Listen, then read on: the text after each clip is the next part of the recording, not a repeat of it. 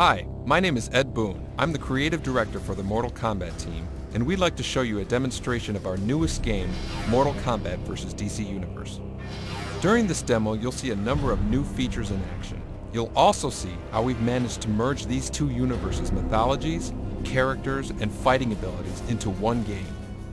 Let's start the demonstration with two of the more recognizable characters from both franchises, Superman and Scorpion. This fight should give you a good idea of how the game plays and how we've managed to get these radically different characters from two different universes to work in the same game. The first question that most people ask about our game is, how will any character be a challenge against Superman? Our story mode is going to fully explain the details, but the quick answer is that Superman actually does have two weaknesses, kryptonite and magic.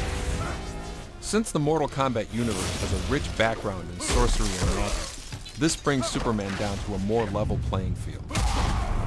As you can see, Superman has many of his signature powers available to him. In addition to his heat vision and freeze breath, he has a number of special moves that utilize his ability. Special moves like these can be custom linked together like no previous Mortal Kombat game has done before. Here is an example of some of the creative ways players can string together Superman's special moves.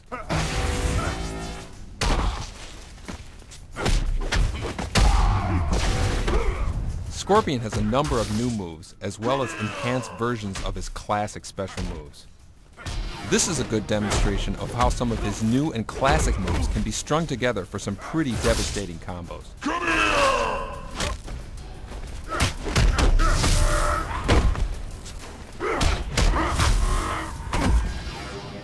Let's move on to our next fight, demonstrating some of Batman and Sub-Zero's abilities. Like Superman and Scorpion, both characters have a deep history with well-known abilities, all of which are represented in their fighting styles and special moves. One of the new features in our fighting system is something we call close combat. Close combat is a brief, up-close, and intense fighting mode that either player can activate by grabbing their opponent and pulling them in. During close combat, the aggressor unleashes a series of brutal attacks, while the opponent tries to end it with his own set of defensive counter moves.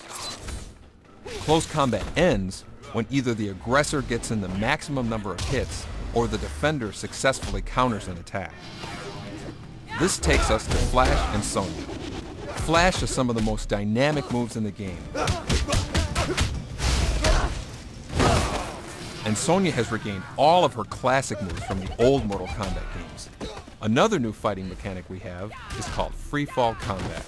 Now, when fighters are knocked off the edge of an arena, they can actually fight during their fall down to the arena below.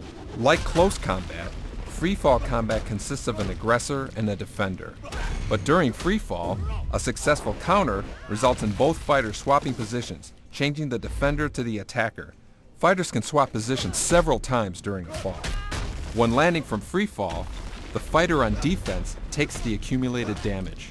After landing below, the action reverts back to the main combat fighting.